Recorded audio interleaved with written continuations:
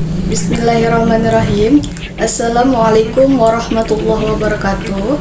Perkenalkan, nama saya Jihan Anggraini, NIM 2032-10011, kelas 5A, Program Studi Manajemen Pendidikan Islam. Adapun tugas ini saya buat untuk memenuhi tugas ujian tengah semester mata kuliah Manajemen Perubahan.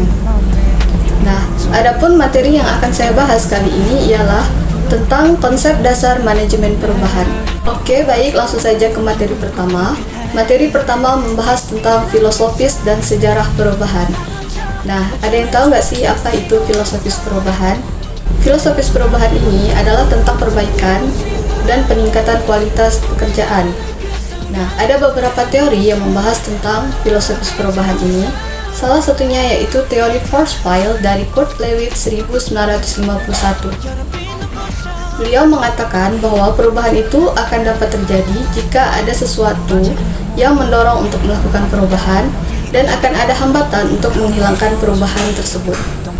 Adapun sejarah dari manajemen perubahan ini dapat dilihat dari konsep manajemen perubahan yang sudah ada sejak awal tahun hingga tahun 1900-an. Nah, materi kedua yaitu perubahan dan manajemen perubahan. Secara singkat, perubahan itu berarti berubah ataupun berganti. Sedangkan menurut para ahli, salah satunya Jack Davidson mengatakan, perubahan itu ialah sesuatu yang merujuk pada sesuatu yang terjadi yang berbeda dari sebelumnya. Adapun pengertian dari manajemen perubahan adalah suatu proses atau pendekatan yang dilakukan secara terstruktur dan sistematis untuk membantu tim, individu, maupun organisasi dari kondisi sekarang menuju kondisi yang lebih baik. Materi ketiga yaitu mengelola perubahan. Ada beberapa hal yang dapat menyebabkan penolakan terhadap perubahan. Yang pertama yaitu ketidakpercayaannya kepada orang yang mengusulkan perubahan. Hal ini akan menimbulkan masalah yang besar karena dalam perubahan ini diperlukan adanya suatu kepercayaan antara setiap orang dalam suatu organisasi. Yang kedua yaitu takut akan kegagalan. Hal ini dikarenakan setiap orang dalam suatu organisasi takut untuk memulai metode baru, sehingga mereka takut akan terjadinya suatu kegagalan. Yang ketiga, perubahan itu biasanya memakan biaya yang sangat tinggi. Nah, adapun untuk melakukan perubahan dalam suatu organisasi dapat dilakukan dengan beberapa hal berikut. Yang pertama, yaitu memotivasi untuk melakukan perubahan. Hal ini bisa dilakukan dengan komunikasi yang baik, sehingga orang-orang dalam suatu organisasi ini akan merasa bahwa ia memiliki kepentingan untuk melakukan perubahan. Nah, yang kedua, yaitu mengelola transmisi.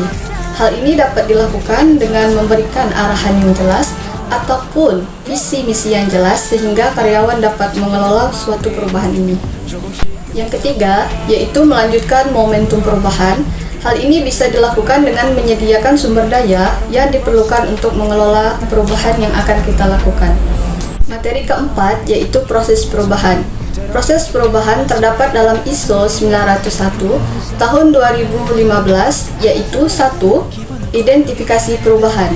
Hal ini bisa dilakukan dengan meningkatkan kepuasan pelanggan ataupun karyawan. Yang kedua yaitu identifikasi tujuan perubahan. Hal ini bisa dilakukan dengan menempatkan sesuatu pada tempatnya sehingga tujuan dari perubahan ini dapat dicapai. Yang ketiga, pastikan integritas SMM atau Social Media Marketing. Yang keempat, menetapkan sumber daya, yaitu menetapkan sumber daya apa saja yang diperlukan untuk melakukan suatu perubahan. Yang kelima, identifikasi komunikasi perubahan.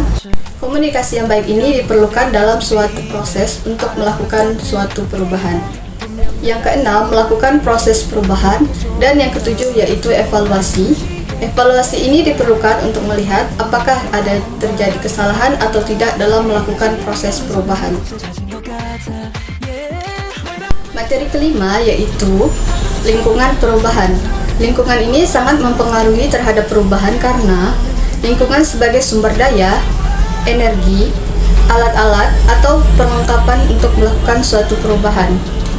Sehingga organisasi yang melakukan perubahan perlu melakukan penyesuaian terhadap lingkungan. Dalam melakukan perubahan tertentu, organisasi akan menemui hambatan-hambatan dalam melakukan perubahan, sehingga organisasi ini perlu melakukan perencanaan dalam melakukan perubahan ini sehingga tujuan yang ingin dicapai dapat kita raih. Baiklah, hanya itu materi yang dapat saya sampaikan. Kurang lebihnya saya mohon maaf. Saya akhiri. Wassalamualaikum warahmatullahi wabarakatuh.